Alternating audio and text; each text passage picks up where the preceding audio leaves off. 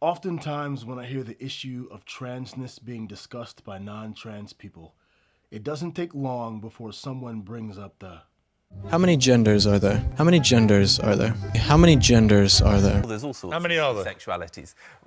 Well, how many genders is there? Like, and when is it gonna end? I mean, if we let this go down, who knows what else gonna happen? argument. Basically, these people are making the presumption that if trans people are able to openly exist and work in the world, that it will inevitably lead to absolute anarchy, causing the civilization and social structures that we know and love to brutally collapse in a fiery ball of smoke and brimstone. And as insane as it sounds to you and me, there are quite a few people who share the sentiments of this modern revelations resembling doomsday scenario. I mean, enough for me to find myself hearing this conversation more often than I would like, so I figured, why not nip it in the bud? So back to your question, how many genders are there? Now, this is a difficult question to get into, and I hope that you're sitting down for the answer. Take a shot of Remy or a hit of the herb if that's how you relax yourself. Alright, you ready for it? Cool. Here we go. 2. Yeah. 2. There are 2 genders.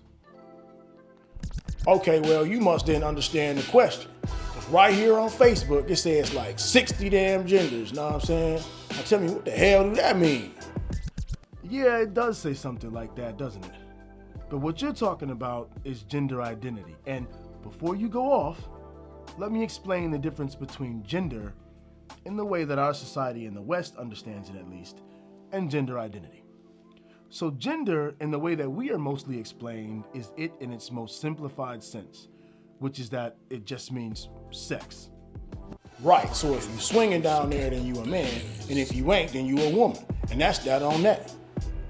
Well, trans woman doesn't necessarily mean has a penis, so that's not all the way that on that, my guy. But if we're gonna get into this convo, then we have to first get into 2 other things. Those being gender identity and gender expression. So gender identity is defined as a person's internal sense of being male, female, some combination of male and female, or neither.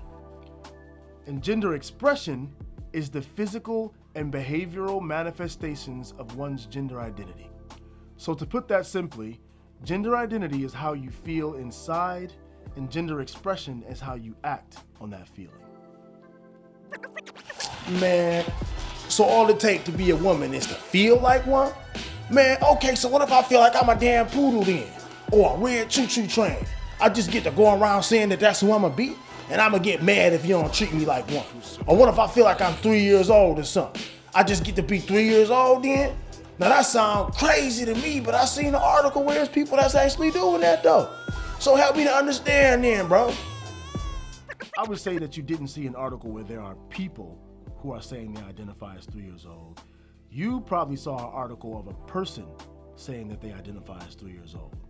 Same way you probably saw articles about a person who is not black saying that they identify as a black woman, articles about black men doing some wild stuff, and articles about white women being just as out there. But one person doing one thing has absolutely no equivalence to a global population of millions and millions of people, in this case, who are living every day in a world where their assigned sex does not match their gender and identity. But hey, if you can find a way to exist in society as a red choo-choo train, I mean, ain't nobody stopping you. Last time I checked, it wasn't illegal, so by all means, be my guest. I don't really see how a human could ever become a non-human object, but when you and the other few million people who identify as choo-choo trains come to surface, then and only then can we have this conversation. But for now, if we're just talking about one person identifying as a choo-choo train, I'm sorry, bro, it don't really hold water as a comparison, and it's actually a pretty dumbass argument.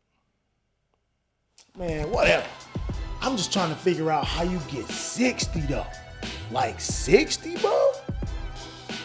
Out of 2? I can see if you have 3, maybe 4. but 60? Man, that's crazy. Well, it's all about the nuance, you know? And admittedly, a lot of the expressions listed on Facebook have a fair amount of similarity with a few key variations. So for instance, okay, all right, imagine it like this. You can feel happy or you can feel sad. Happy and sad make sense. We all understand happy and sad, and they can be used to describe those emotions almost all of the time. But if you really want to be descriptive, you could be glad, cheerful, chuffed, gleeful, beaming, merry, jovial, upbeat, ecstatic, blissful, gay. For sad, you could be bad, blue, depressed, dejected, doleful, sorrowful, downhearted, gloomy, glum, joyless, low, melancholic, or downright miserable. Now, one could argue the same thing. How the hell do you get all of these words out of just those two? It's because there are an infinite amount of situations in the world that call for an infinite amount of nuanced feelings at any given time. And gender expression and identity give life to those nuanced emotions about gender in a similar way that language gives life to our written and spoken word. Like in the same fashion that you wouldn't want to watch a movie that goes, Then Bubba said something I won't ever forget. I am sad. you shouldn't want to live in a world that is equally as limiting in the ways that we are able to express ourselves. Now, I think it's also very important to note that most trans people that I have met personally express their gender in a very binary way. So that kind of takes us back to the conversation we were having before about two. Binary means two. So one or the other, man or woman. Meaning that a trans woman behaves and feels in the same way that most women who are not trans also behave and feel, and vice versa for men. So the concept of these other gender identities doesn't always apply to conversations about trans people at large, and in most cases have no actual relevance in being discussed, and often, just like now, can sometimes lead to more confusion than resolution. So if we're gonna have these conversations, then we will be more directly talking to some of those identities listed, which would be like gender nonconforming, non-binary, androgynous, and the list goes on.